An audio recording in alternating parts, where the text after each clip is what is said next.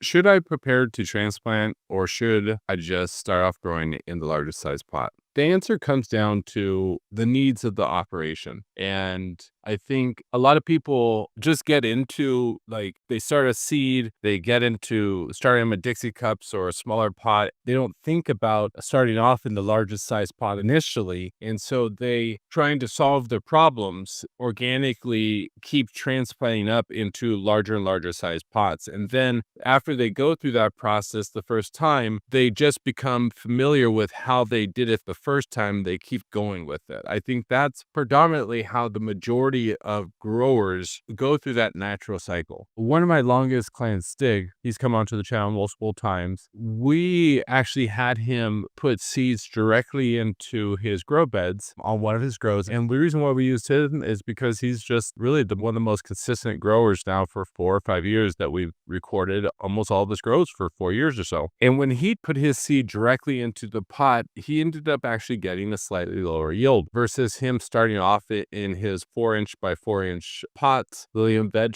a little bit, and then transplant him into his larger grow beds. For him in his situation, it works that he starts off in seed. He starts off around 50 plants. He gets them down to, I think, 24 plants throughout his whole grow room. And he uses the transplant process more as an opportunity to be selective with his phenotypes or the seeds he's growing. He gets rid of the stragglers, right? He literally gets rid of half of his crop and only continues forward with his other half that are the best. And then that's how he's been able to go from 2 to 3 pounds up to, I think, close to 13 or 14 pounds of biomass, something like that, under his 4 lights, all living soil. I think if you're growing outdoors, right? Well, if you have the right growing environments, you have supplemental lighting, maybe you have some plastic to keep it warmer, and you're growing from seed, you put it into the ground and allow the root system to get it extremely well established. You keep maintaining the plant, and then that's how you grow those 10-foot plants, right? Or 10-pound plants. And they are 10 feet tall, 15 feet tall. But let's say you're just growing 2 plants. You're not selecting. I've created another video showing where you could actually start your plant, the lowest part of your pot, and as you take the leaves off, keep adding soil back to it. So by the time it gets to the top of your, what I recommend normally is around a 10-gallon size pot when growing indoors, your plant's already 3 weeks old, right? So you never transplanted, but instead of putting the seed on the top of the pot and letting it start off, we're putting it on the bottom of the pot and slowly adding soil over time while maintaining her to really take advantage of your height constrictions. There's also, transplant shock that goes into it a little bit, and that slows down a little bit. But if you have everything under control and you're transplanting strong plants, it's not going to make that big of a deal. So I think there's always going to be a need for transplants. Even in industrial growing, they're starting off all their plants, and a lot of these companies do transplants, right? It's just easier to start them off in a greenhouse under a smaller environment because that's also a big part of it, right? Is power consumption. It takes more energy to keep a large environment environmentally under control than it does a smaller environment. And a lot of times, transplanting normally comes into that situation because of